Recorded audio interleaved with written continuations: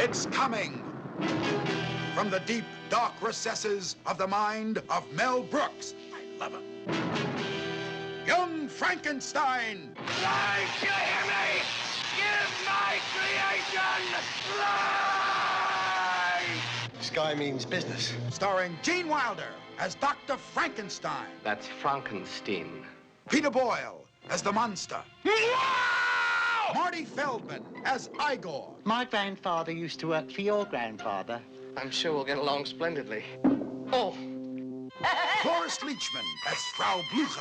And Madeline Kahn as Elizabeth. What are you going to do to me? I'm not afraid of you. Kill the monster! See Mel Brooks' Young Frankenstein. Yes, I think we could all use a good laugh. But don't see it alone. Don't miss Young Frankenstein, personally directed by Mel Blazing Saddles Brooks, in black and white. No offense. All right. Right. Welcome to with Lisa, Phil, and Aaron. This week we're talking about Young Frankenstein with Douglas McLeod. McLeod.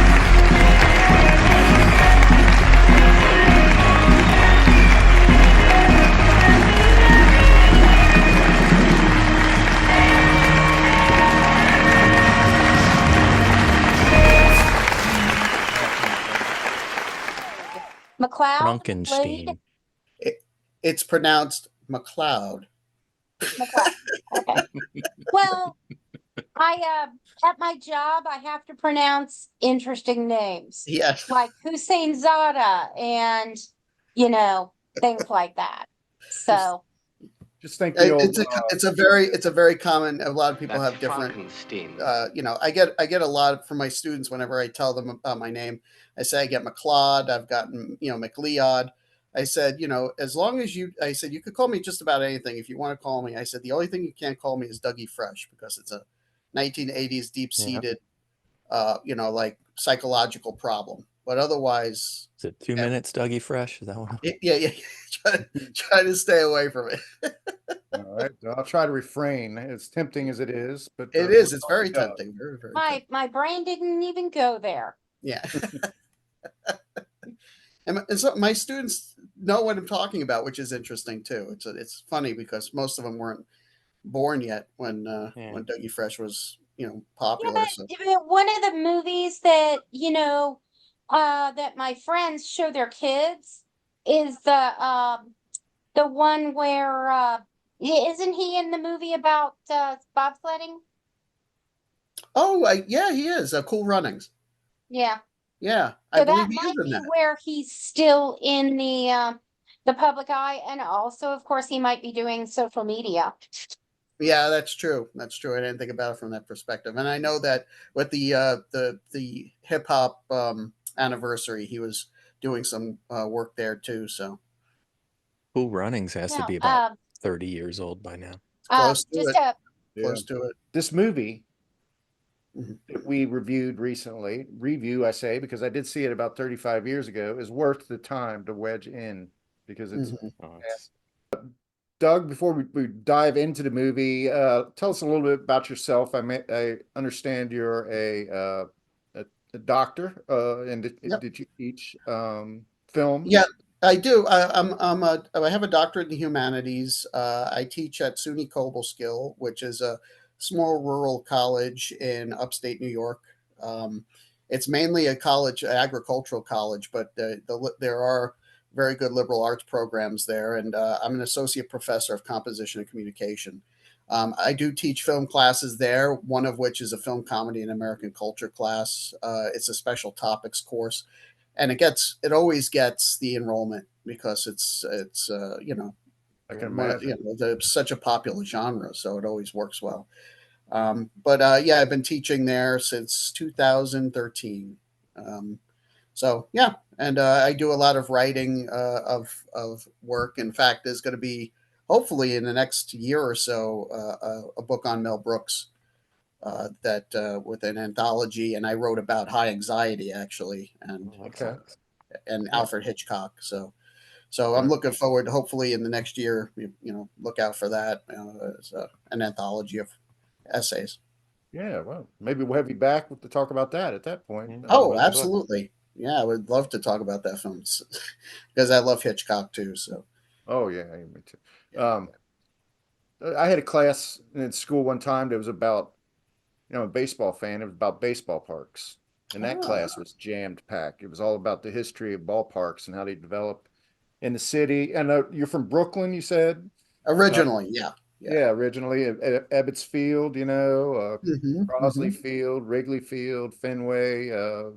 Sportsman's Park, how they all kind of built up in the inner city. And that was a very specialist type class That that sounds like a really cool class. I would have probably taken that course back when I was in college. yeah. Absolutely. Yeah. Yeah, Yeah. I would have loved to take your class too. That sounds like There's always auditing. So, Mhm. I'll let you know about it when it comes. It's going to be in the fall. It's usually in the fall semester. So I'll Okay. let you know about it. Cool. Cool. Do you ever have any speakers come in or anything or? Um, rarely. It's all because this one is an online class. It's a hybrid class. Uh, Not a hybrid class. Excuse me. This one's completely asynchronous and online. So I don't usually have speakers come in. It's such a small college that it gets a little pricey when you start to want to get people to speak. I will say this year it's kind of a big year for us because we have Temple Grandin coming. She's going to be an honorary. She's going to get the honorary degree this year. She's spoken at our college several times, and so this year she's coming and getting an honorary doctorate, which is kind of You neat. said Temple Grand? Temple Temple Grandin, Grandin. yeah, she's a famous autistic professor of agriculture or animal studies out in Colorado. Yeah. And There's she a actually had a there's an movie. HBO, was it a mini series about her? Yes, mini series with Claire Danes Yeah. playing her. So yeah. So and Oh. so it's pretty neat. I had seen her speak a couple of years ago, right just before or right when COVID was about hitting. So Oh. fascinating woman. Well, yeah, I mean, so it sounds like you're the perfect person to have on to discuss this, I would say, landmark comic film of the 70s. And the movie is, of course, is Young Frankenstein. And when I've done, Frankenstein. thank you, Amy. Thank you for correcting me. I don't want to misspeak. But Young Frankenstein, 1974. Mhm.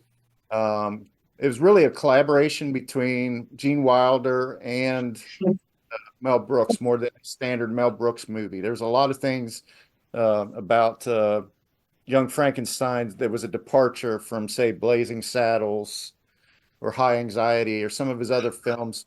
And I feel like that's uh, largely attributable to Gene Wilder's influence because he actually wrote the screenplay, as I recall. Yeah. His name's first. Yeah. Yes, yeah. He had started based on the research that I was kind of doing before the podcast. He had started up. He was kind of wondering. He had this kind of idea in his head. He went up to his office up in his home and got a pen and a yellow legal pad, and he just wrote Young Frankenstein right up top. And then he kind of came up with this idea about the idea of the grandson of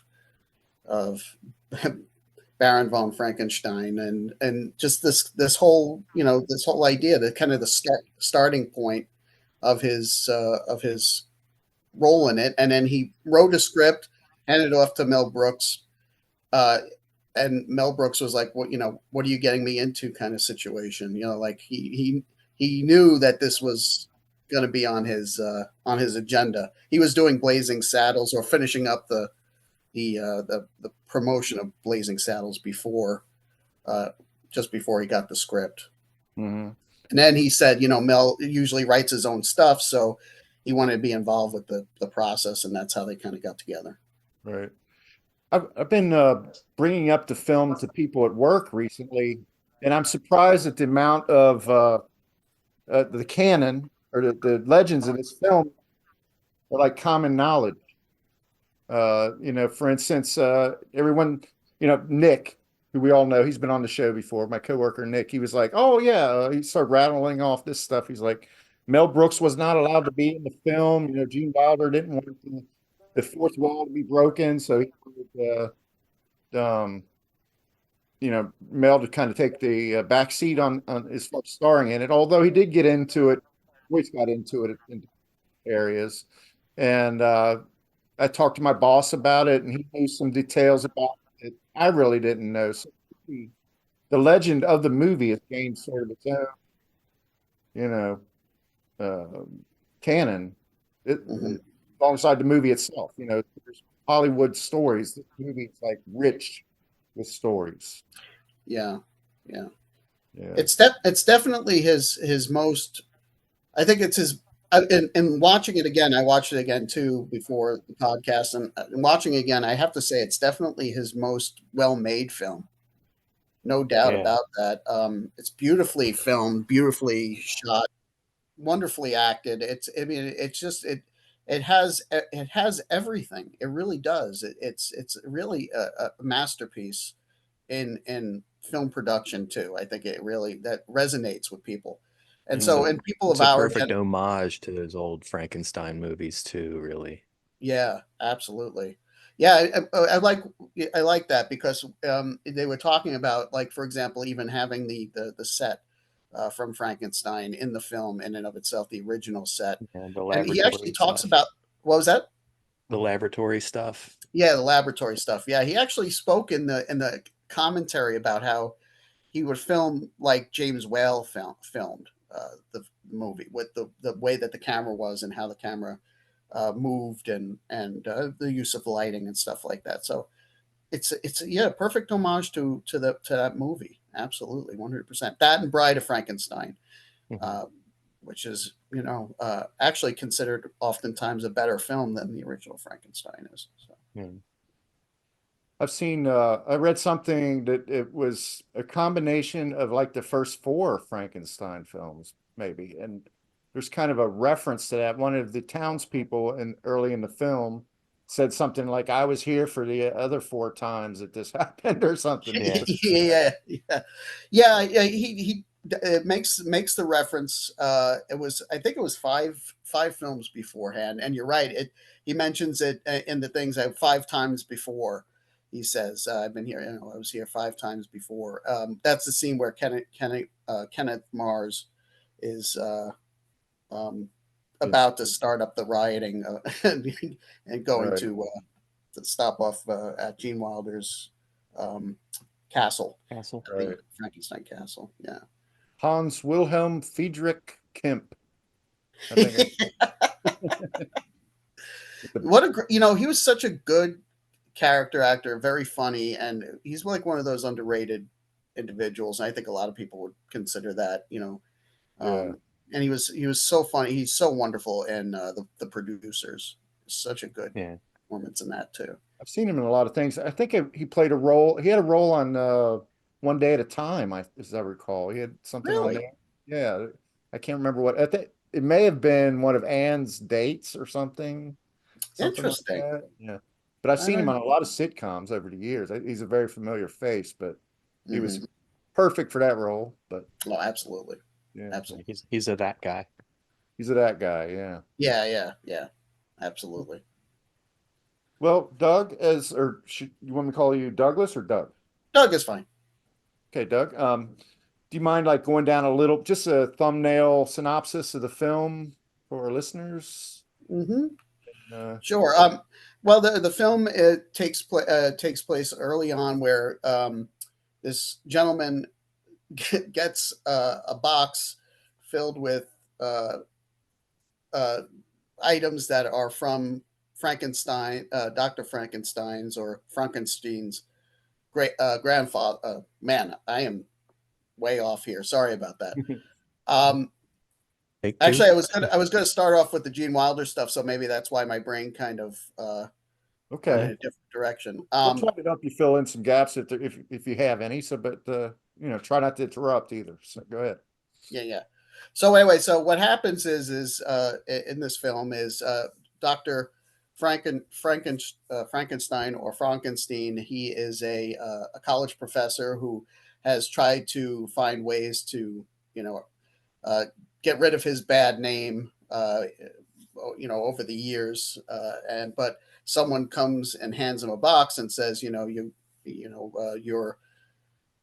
time has come to come back to come back and take over basically the family name, and he goes off to Frankenstein goes to off to is it? I guess it's like Transylvania or right, and then goes to Transylvania, Yeah. meets up with Igor. Pardon or me, boy. Is Igor. this the Transylvania station? Yes, yeah, right. Track 29. Um, Can I give you a then, shine? yeah. And then so what happens is he meets up with Igor, or it's pronounced Igor. Frankenstein. Frankenstein. You're putting me on. No, it's pronounced Frankenstein. You must be Igor. No, it's pronounced Igor. And they end up going to him, Igor, and Terry Garr go off to the castle, where he finds out that he's very much connected, I guess, to his roots. Yep. Yeah, and what ends up happening is he finds his grandfather's library, his personal library, where all of the diagrams about how to go about reanimating dead tissue is located. So he decides that after years and years of trying to stay away from his name, he decides to try to do what his grandfather did, and so he becomes young Frankenstein. Resumes his grandfather's work, right? That's right. There's so many good gags, just an amount that you've covered so far. I mean, so many iconic bits in there. For instance, when he first meets Terry Garr, it's like here's Inga for a roll in the hay, and he looks over the side of the thing, very and fun. she is rolling in the hay. Right? Hello. Would you like to have a roll in the hay? It's fun. Roll in the hay. Roll in the Right, and then when they get to the gates of the castle, and of course there's a double entendre there. The movie was very, like, in retrospect, it doesn't age well in every way. There was a joke there about the large knockers on the door, on the gate. That's Thank you. Yeah, right. And then the scene where the bookcase with the candle, that's hilarious. That's really Hand me that candle, will you? Put the candle back. Don't put the candle back. That's a great scene as well. Yeah. I want to talk a little bit about that. I think that's with this film, as it is it would be considered misogynistic now, right? And very with the Me Too movement, the way that it happened, I think this is a film that, you're right, it doesn't necessarily age well, but at the same time, I think it's also a very benign film. There's only one time there's a curse word that's used in the film, and that's nearer to the end of the movie, right? It doesn't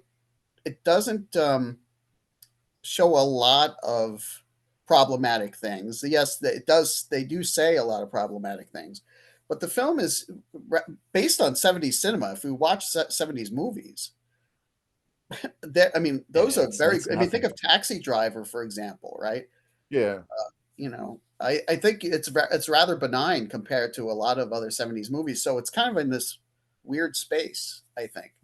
Well, doesn't history kind of give it a break, you think, because of the overriding themes of it, which is about accepting differences, like Marty Feldman with his appearance and everything, and the doctor's extravagant idea, crazy ideas based basically. And the townspeople are so provincial and thick, and sort of representing just a segment of humanity that we still fight against. Hmm. Um, Yeah, The I would. angry mob, angry mob, right? Right. Storming the Capitol that type of thing. segment.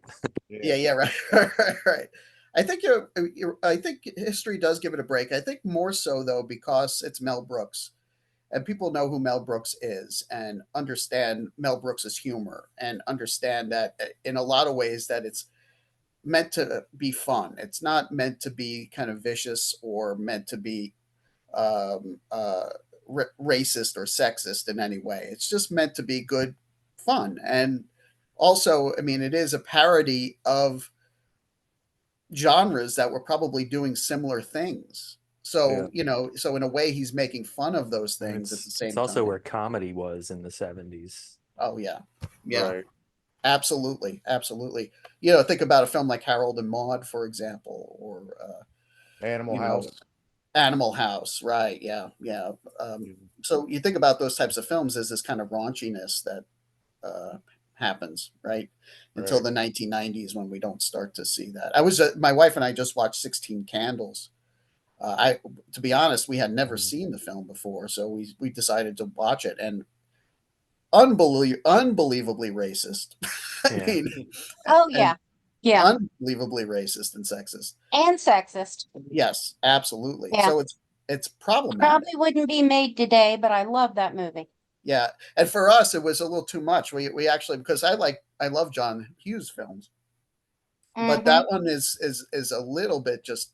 I was like, whoa, okay, it's a little Especially erratic. especially seeing it now for the first time would be different than having seen it years ago and Yeah. saying, "Oh, yeah. Exactly. Oh, Have yeah, to I forgot agree. about that part." Yeah. Absolutely. Yeah. Yeah. Absolutely.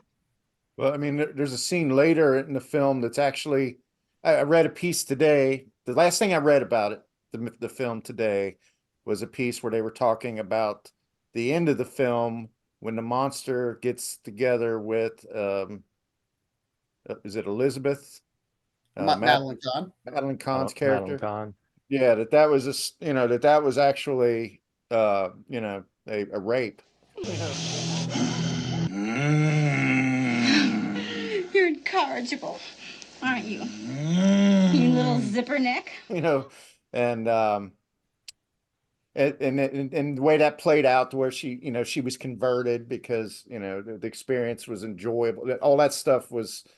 But even the writer of that piece uh uh kind of gave the film cut the film some slack because of the same thing you're talking about, Mel Brooks, Hmm. the general environment, or the times, that type of thing. And Yeah. So Madeline Kahn was not disinterested, it seemed.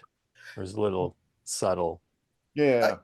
desire there. yeah. I would balk a bit about that commentary. I mean, I would have to read the article to see what the thought processes is there, but she seemed to be somewhat interested after.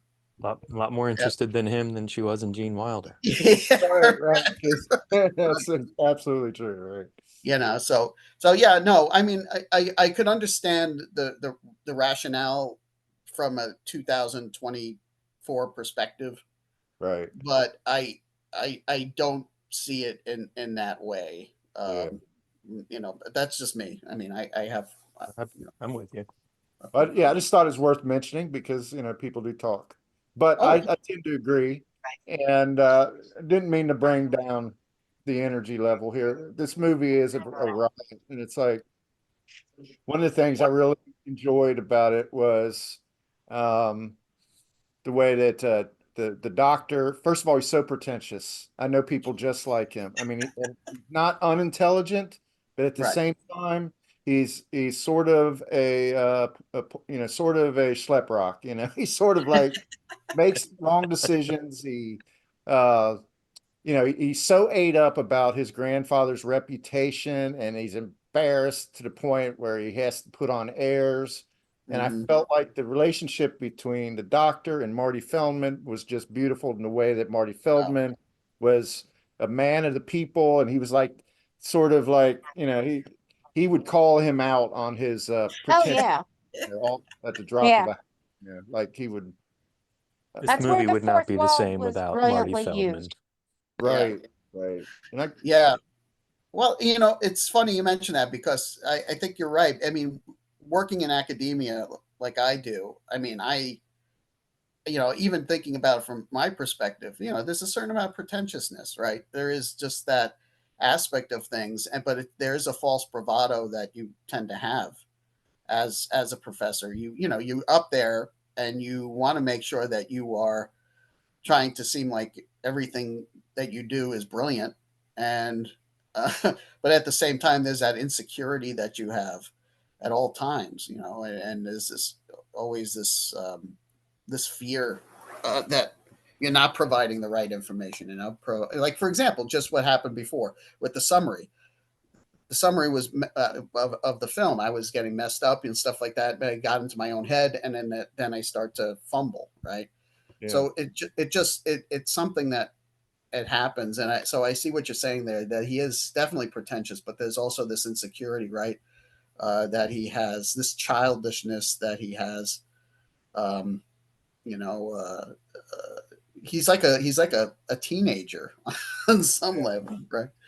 So Well, it was it's like I very was telling Aaron point. earlier. I was telling Aaron, it's like I know he corrected, and everybody calls him Igor now, but I feel like his name is probably really Igor, but he's just correcting the doctor to mess with him. Because he's like, Yeah, why don't you call yourself exactly. Yeah. You know, it's like those types of things, and like The look on his face. Yeah. Oh, Oh, it's it's brilliant. Igor. It's so yeah, perfect. right. It's so perfect. I think about also with the hump, right? When he's Yeah. but he says, you know, what hump?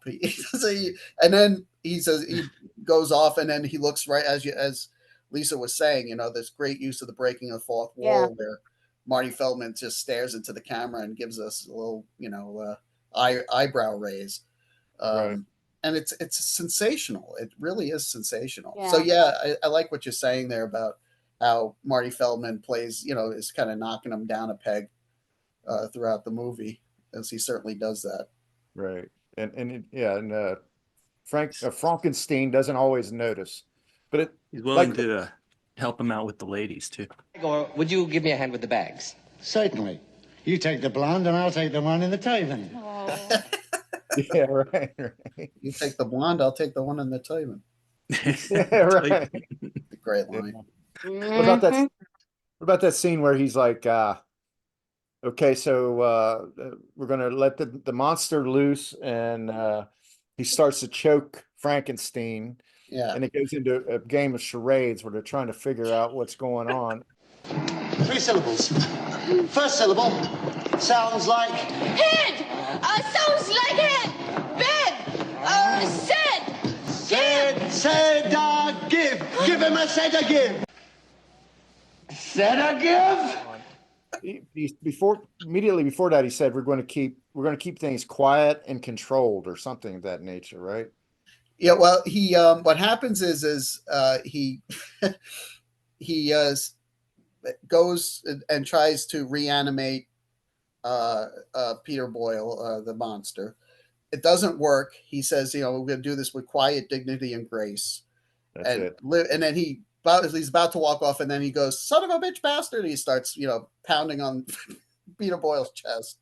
That's right. They have a scene after that, and then what happens is he is actually reanimated. They go down, and Frankenstein finds out that Igor got the abnormal brain. And so it's because he gets choked out, and he's like, "Give him a sedative," you know. Yeah, right. Yeah, yeah. Sedative. Charades. And when he does that, Wilder goes like this. He goes like this to the monster, like, I give up. You know, Yeah, who's choking him. You know. Yeah. such a great moment too. It was so funny. You're right. I used to rattle off those lines. My mother is a fan of the film too, and so I would just rattle off the script to her when I was a kid. Yeah. And we used to just laugh all the time because, you know, it's such a quotable movie. Walk you know, this there's way. so many moments in it that are Right. Totally. And I so want to put in a secret door and have a candle as the unlocking mechanism. That's right. Just so I can say put the candle back. Yeah, That put would be the candle back. Yeah, and it's funniest really for me when she says it Yeah. at the Yes. end Yeah. of the sequence. Yeah. Well, for me, That actually, and uh-huh. I was gonna say for me, it's when he's turning around and he's his arms are out and that and his face. It's Yeah. just such a funny. Oh, mom, such a funny Well, moment. and at the end of the sequence, when they've gotten the other candle and they're getting ready to go down the passage, and he says, "Close your robe," Yes. and it's just string. It's like no difference, but that string is important somehow. And the commentary in the commentary, he had mentioned that Gene Wilder ad-libbed that one. That was an ad-lib Yeah. line. Yeah, and so and he found it very amusing too. He found it funny, and so that's why he kept it in the film because it's a funny moment. Yeah. But I thought, I think that perfectly caps that sequence. Oh, absolutely, absolutely, Yeah. 100%. you mentioned the hump. I felt like the hump was sort of like a chip on his shoulder, like, on Igor's shoulder. And he maybe moved it himself just to see if the doctor even noticed him above and beyond his own, he's so self-possessed and so, kind of got this bad scientist that he was wouldn't have talking noticed about that on Johnny Carson. Yeah. I love that moment too when they're down there with the 5 months dead, 6 years dead, and Yeah. it says freshly dead. Freshly dead. Freshly What's he sing? Ain't got no Ain't body. got no body. Ain't not go. He goes, hey.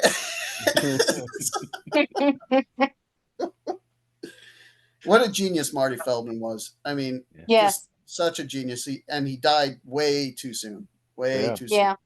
Yeah, And- thank you guys for leaving me Feldman because there was more there than I could find on some of the others. But yeah, a lot of good stuff. Yeah. Well, I found an impressive amount about Terry Garr.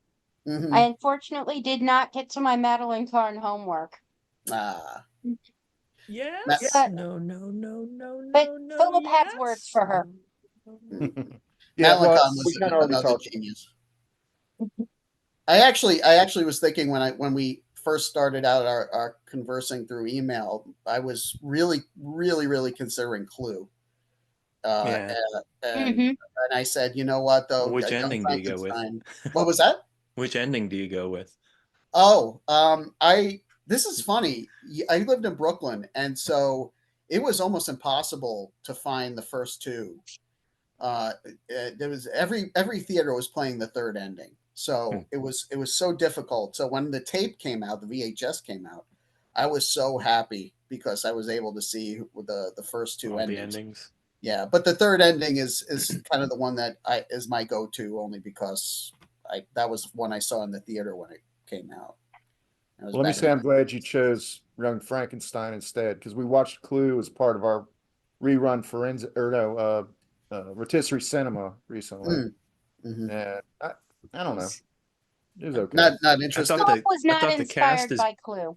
I thought the cast is like way better than what the material was that they were given. Yes. Yeah, and for me, it's I worked at Hollywood Video for about a year or so when video stores were still around, and the people whom I worked with, they loved Clue, so we would put it on, and then the copy was horribly distorted, but we would put it on because I love the film. It holds a special place in my heart. And even and I think it's still very funny. Still very misogynistic, obviously, and that sort of stuff. But it is very, very funny. I do feel like The it long running kind of shit on the shoe joke does kind of pay off. yeah. I did feel like it kind of played too much on the running around bit. That part was not my favorite, but I enjoy the movie. That was big. That Yeah, was big it was in that funny. time frame. That kind of Yeah. comedy was very big at that time. I don't know if you guys have seen Noises Off, but that's an interesting movie with a great cast as well. Michael Mhm. Caine, Carol Burnett, Oh, John Ritter, Christopher Reeve, actually, isn't it? Nicola Sheridan. Really Yeah. great cast. If you get a chance to see it, it's about a play that kind of goes awry, and the physical comedy in it is amazing. But if you're not interested in that, kind of comedy, then it may not be. yeah, probably watch it without Well, Philip. everything's relative. I like What's Up, Doc? That was kind of like that. Oh yeah, yeah, And Herbie the Love Bug was kind of like that. I yeah. don't know. There was something about Aaron. I think he touched on it. You know, it wasn't engaging. The characters were not very dimensional in Clue. It was like it was a totally plot-driven Yeah, movie. but they're not Well, supposed to be either, right? I guess I know they weren't they're supposed to be. cardboard character, cardboard cards. Right. I get all that, but then it's hard for me to watch a movie like that. I Yeah. just- Yeah. It's understandable. It's understandable. Well, why don't we? Do we want to spoil the ending? I mean, this movie is 50 years old this year. I mean, people probably seen it, you know? God, I can't believe Or that. seen That's Frankenstein, but Well, Yeah. I don't know. Would we be spoiling real Frankenstein if we did too? that's No, the question. because I- that's a different ending. Yeah. Yeah. No, I mean, There's no Schwanstuckers in the original, I don't think. yeah, no, I don't think so. Yeah. Yeah, no. The ending of this particular film is what happens is he adds some of his. He finds a way to get some of his brain, Frankenstein's brain, into the monster's brain. Oh yeah. They stop it just before it fully is able to take, but the monster is able to now speak and has some of Frankenstein's brain, and Frankenstein happens to have some of the monster's brain, and it ends up in a funny moment at the He's end. got But the monster's little head. Yeah. yes, right. But what did you ever get from him?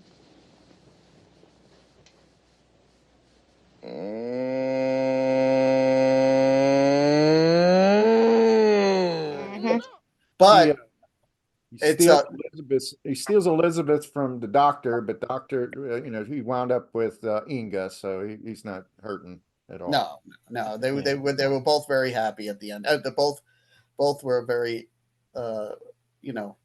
it's a very interesting little They thing. found the right mate. They found the right mate, right? Exactly. Yeah. And Mel Brooks in the commentary, and the commentary is not that informative generally, but he had mentioned that it was very difficult to come up with an ending for the film, but it ended up working out for them with the ending that they had. But that was Right. one of the problems that they had, was trying to figure out the ending for the film. I feel like that's a pretty good synopsis there. Some more will come out, I think, as we do our profiles. We've each selected a character / actor to profile. And I we know, usually I give know we about usually 5 let the minutes. guest go first, but can I go first so I can? Yeah, Yes. because you'll be in a car here momentarily, Yeah. right? Go ahead, Aaron. So I chose Cloris Leachman. It was what's her name? Frau Bucher. Frau Blucher. Frau Blucher.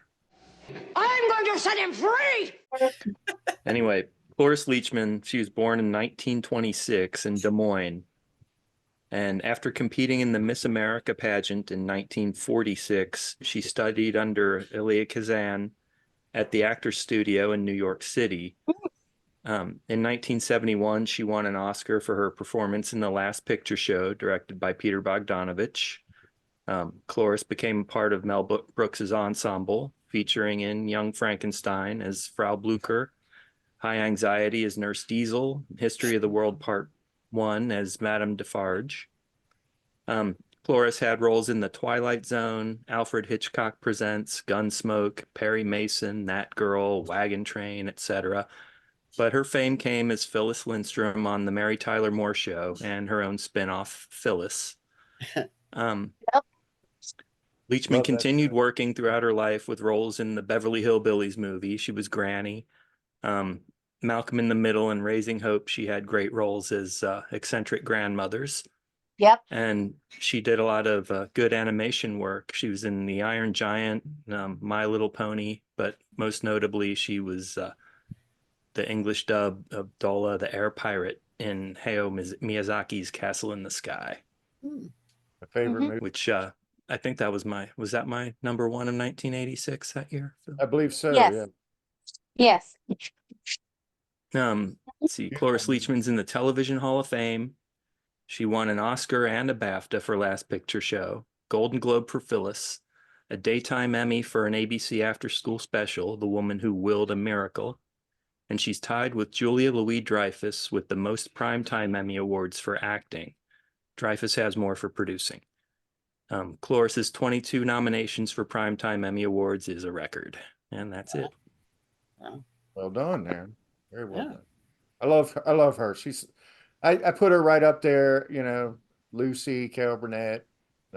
Maybe I love the character Phyllis because she was so not self-deprecating, but just another self-involved. Yeah.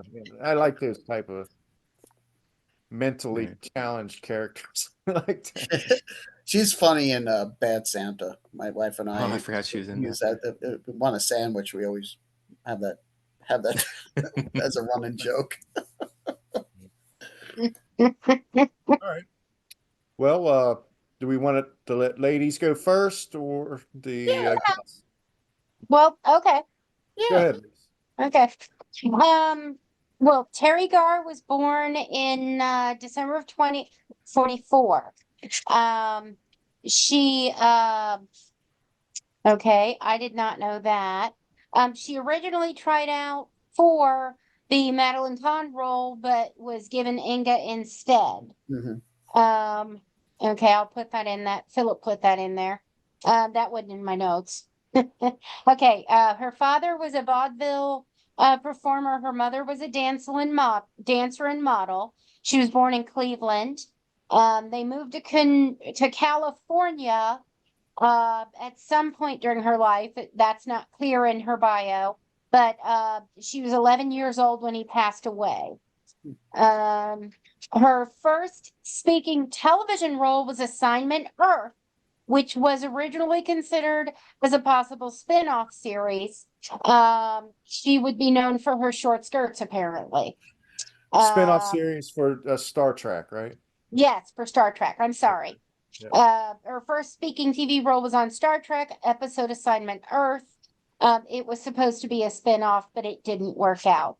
Her first movie where she had a speaking role was in a movie called Head, written by Jack Nicholson, starring the Monkees. He wrote small parts for her entire acting class. He was the teacher of the acting class. And he wrote the movie, and he wrote parts for his entire class. She's worked in movies with Francis Ford Coppola, Mel Brooks, Scorsese. So she has quite the repertoire there. She's been in 2 Coppola movies. And that's nothing to sneeze at. She attended Sacramento Valley State College for 2 years before she dropped out and moved to New York. In New York, she attended Actors Studio, like Cloris, and the Strasberg Film Institute. 1974, she did 2 movies, The Conversation and Young Frankenstein. Couldn't be more different. Close Encounters. Right. And Oh God was 1977. She was nominated for an Oscar for her role in Tootsie. She was in 6 Elvis movies as a dancer. The guy that did the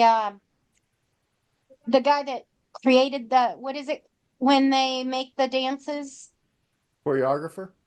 Yes, the choreographer liked her, so whenever he choreographed a movie, he included her.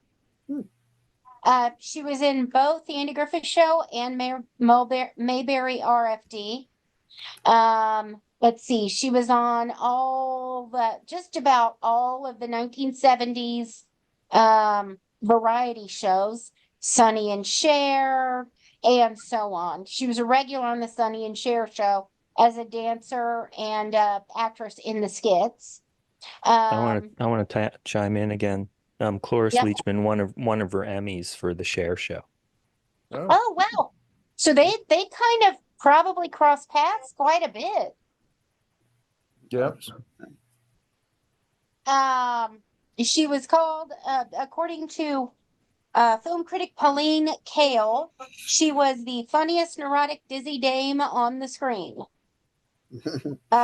She also Pauline Kael. came out famously in 2002. She had a diagnosis of multiple sclerosis back in the 90s. In the early 90s. She started having problems with it back in 1982, and they finally diagnosed her in the early 90s.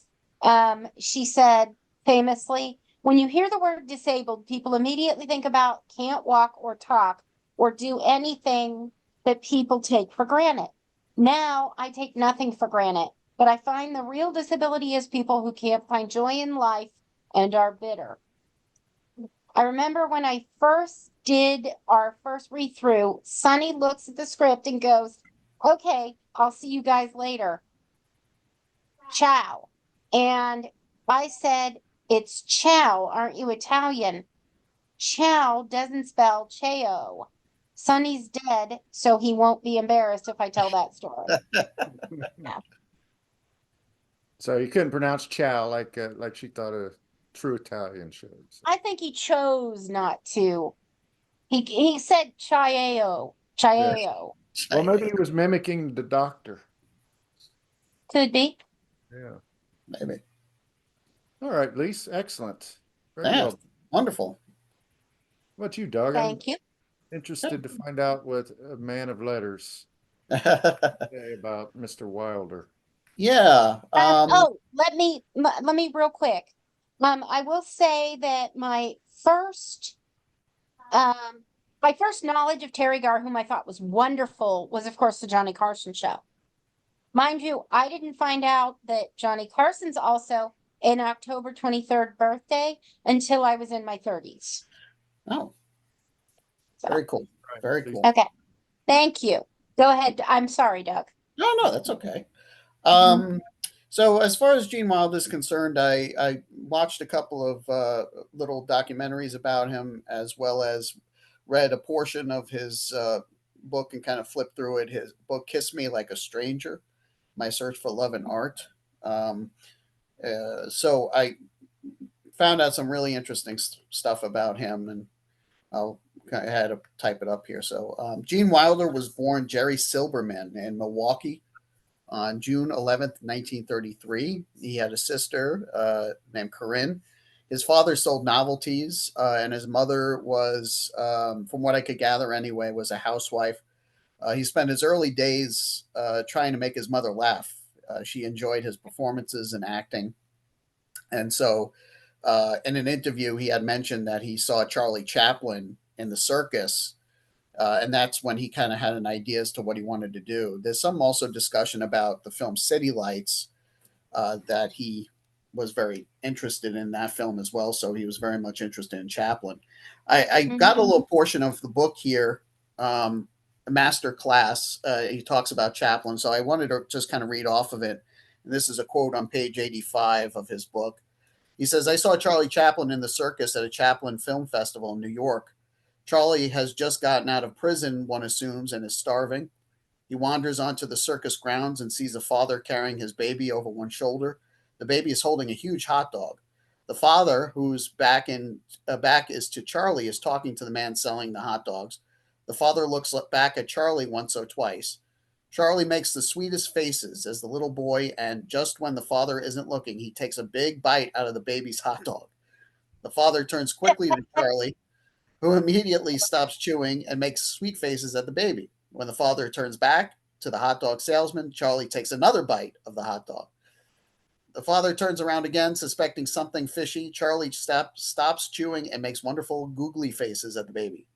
And he says this: the acting lesson from this film seems so simple, yet it inspired me for the rest of my career. If the thing you're doing is really funny, you don't need to act funny while doing it. And so that was his kind of mantra. He was talking about the film Stir Crazy in another interview, and talking about how in that film with Richard Pryor, that it's about the actual situation in and of itself that makes what takes place funny. You don't have to try to be funny in those moments, right? He loved comedy. Type of comedy he enjoyed was that situational sort of comedy. At the age of 13, he was sent off to live with family members in Hollywood. He went to Black Fox Military Institute. His mother thought he would learn a lot of new things there.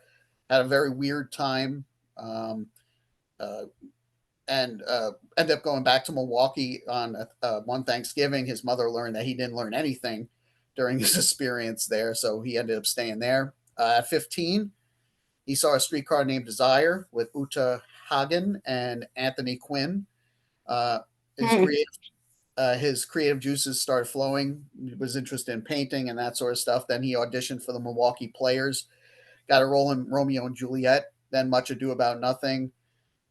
His sister was also an actress, went to Poughkeepsie, told the director there that her brother was a good actor.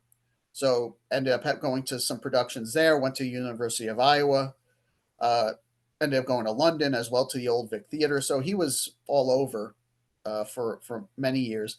Eventually he goes to New York. He got a scholarship at the HB Studio, Herbert Bergdorf and Uta Hagen again. Got his first paying job in a production of Twelfth Night. Doing a lot of odd jobs, though, at the same time. A fencing instructor. He was a chauffeur for a little bit as well. Then what ended up happening was his name was still Jerry Silberman, and he said in a couple of interviews I've watched, he says, Jerry Silberman, in Macbeth never sounded right. So he decided to change his name. Gene came from Look Homeward Angel by Thomas Wolfe, and then Wilder came from Thornton Wilder. Worked a bit, in other plays, and then in Mother Courage and Her Children in 1963, he met Anne Bancroft, who was dating Mel Brooks at the time. And so Mel Brooks was writing a movie called Springtime for Hitler, which ended up becoming The Producers. Asked to play Leo Bloom, and in a way, the rest is history, when it comes to that. He got an Academy Award nomination for Young Frankenstein. Before that, he was in the film Bonnie and Clyde briefly. He had a brief role in that. He was married 4 times. Most famously to Gilda Radner. It's kind of hard to believe, because I was looking at his IMDb page, and he has 37 credits, only 37 credits, which is unbelievable to think. Like, other people have had hundreds and hundreds of credits. And he has only 37. Obviously, Willy Wonka and the Chocolate Factory, Silver Streak, The Frisco Kid, Stir Crazy, Woman in Red.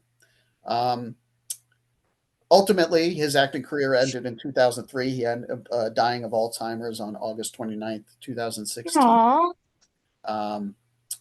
And just one thing, just from my perspective, he was this kind of a sexual man. His book talks a great deal about that. He was creative, very introverted, very professional, though. He was a quiet, but he was loved by everybody. It seems to me, anyway. So that's the kind of the history that I'd like to hear that. Yeah. He was very much loved by everybody. So that's great. Yeah. Loved and respected. Absolutely. In some ways, I could never get over Willy Wonka. It was like I loved Willy Wonka when I was a kid, and it's like I could, to the point where I couldn't hardly. He was Willy Wonka. It's like I couldn't accept him in other roles. It's like yeah. And I haven't seen the new one, and it's like I can't imagine anybody else playing it. I'm one of the few people in the world that I think that like the Johnny Depp version, but it's just me. You are. Yeah. I've heard LD said it was good. LD said it was truer to the book. Yeah. It's not bad. Yeah. But I enjoy my it. heart belongs to Gene Wilder. Oh yeah, and his performance in that is sensational. Yeah. And I think just from a pop culture perspective, when he and Gilda got married, that was like America's romance. You know, I mean, people Yeah. just ate that up like candy. You know? Yeah. It's funny too. He had mentioned in an interview that their relationship wasn't that pleasant.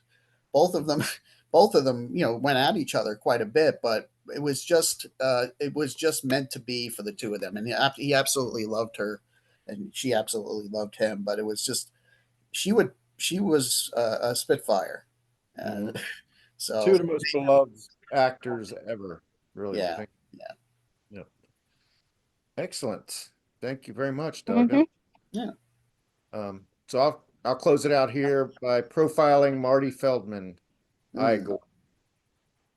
Um, born July 8th, 1935, lived a short life, died December 2nd, 1982, at the age of 48. He was born in Canning Town, East London. Family comes from Kiev, Ukraine originally, but Okay. settled. Yeah. He was Jewish, suffered from Graves' ophthalmology, which caused his eye condition reportedly. Although I've read some things that maybe he had a car accident. He was in an accident too that may have, increased it or something. But it seems to me that he attributed it to this condition. Um, dropped out of school at the age of 15. One of his first jobs in show business was on the radio show Educating Archie with a ventriloquist dummy.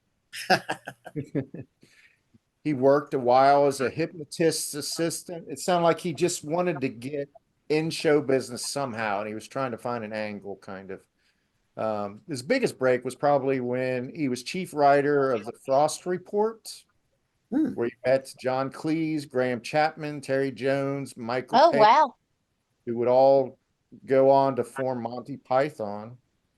Um, but later, Feldman and the Python group would star on a show called the 1948 show. At last, the 1948 show, which is a mouthful, but their sketch, The Four Yorkshiremen, became kind of iconic. And Marty wrote much of that. So he became more famous than those other guys quicker, and he got his own show, actually, his own variety show. But Frost tried to discourage him from taking that opportunity by telling him that his grotesque appearance would sabotage his stardom. Wow. But I have to wonder if he was just trying to hold on to him Yeah. longer, because this show that Marty had, it was very much in the vein of like Monty Python. They had the animation and stuff like that that's very indicative of the flying circus. And it's not hard to imagine that maybe if there hadn't been this disposition of fame, maybe Marty would have been in Python, if it Mm. had been a second opportunity. He was forging ahead. Let's see. I listened to a recent episode of Club Random with John Cleese where he talked about how, Frost was, for a couple of years, he was like one of the most powerful men in show business. So he had a show in England and New York at the same time. So he probably could have crushed Marty if he wanted to, but he didn't. Thank God. However, by the time Marty left England in 1978, he owed 118,000 pounds in taxes. Oh, He felt he could Mm. capitalize on his fame from the 1948 show and got out of debt, and that's exactly what he did. As far as Young Frankenstein goes, Wilder imagined a bit more realism in Young Frankenstein than his other works. But Igor sort of had the closest relationship of any of the characters with the audience. He did break the fourth wall a few times. I mentioned that Igor probably changed his name to mock Frankenstein at some point. And I also, Gene Wilder's portrayal of him. right. I think it Yeah. was to be his foil as well as his friend. It was a joke. It was in light. he's been making light work of the Doctor, but he was definitely Right. yeah, at times. Igor's grandfather had worked for Frederick Frankenstein's grandfather, so he felt like it was a natural fit that he would go ahead and work for him. However, the wage had increased, as Inga he negotiated for a better rate than his grandfather. Good for him. Marty has said that his character is also based on some Shakespearean comics from some of the plays. Personally, he smoked up to 5 packs of cigarettes a day, which actually contributed to his poor health, of course. The name of his variety show was the Marty Feldman Comedy Machine, by the way. Bruce Baum wrote a parody about him. His legend grew. I mean, the character of Igor was definitely the apex of his career. That's what most people remember him as, I think. But he was always supportive of socially repressed people, and I think that's fitting, giving Igor's kind of profile. He developed a routine with his partner, Took. I don't know who Took was. I kind of looked for that, but he apparently had a comedy partner, and this routine they did was about 2 flamboyant actors. Even when homosexuality was illegal in England, he was not a homosexual himself, but he felt that they were disenfranchised, and he kind of championed them in this skit. He felt particularly disenfranchised as a Jew, however. Ukraine. He felt some blowback from that, more so than for his physical appearance. But he was always mindful of the disenfranchised. Played trumpet and loved jazz. He was filming the movie Yellowbeard with some of his Python friends when he had a massive heart attack on December 2nd, 1982. And he was buried alongside his idol, Buster Keaton, at Forest Lawn Memorial Parks in Hollywood. He was with Graham Chapman, I heard, when he passed. And Graham Chapman is probably famously one of the, he was the first person to die out of the Monty Python group. So, yeah. But I do have a quote. He actually said, "I'm strictly working class then and now. The difference is then I got on a bus, went to my job in a factory, and returned at night to my tenement. Now I have a bigger house and I ride to work in a Rolls, but I'm still working in a factory, only now it's called Universal." Yeah. And one time he said, "I can't believe my eyes."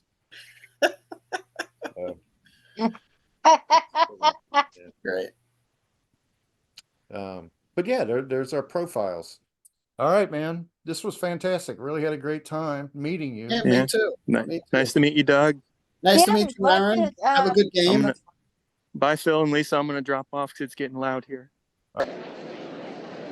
From what was once an inarticulate mass of lifeless tissues, may I now present a cultured, sophisticated man about town.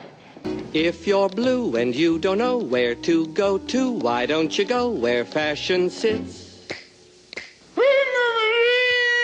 Social. Twitter. Yeah, pod. Instagram. Yeah, pod. Facebook. Yeah, pod. So let us know. Hit us back. Have a great week.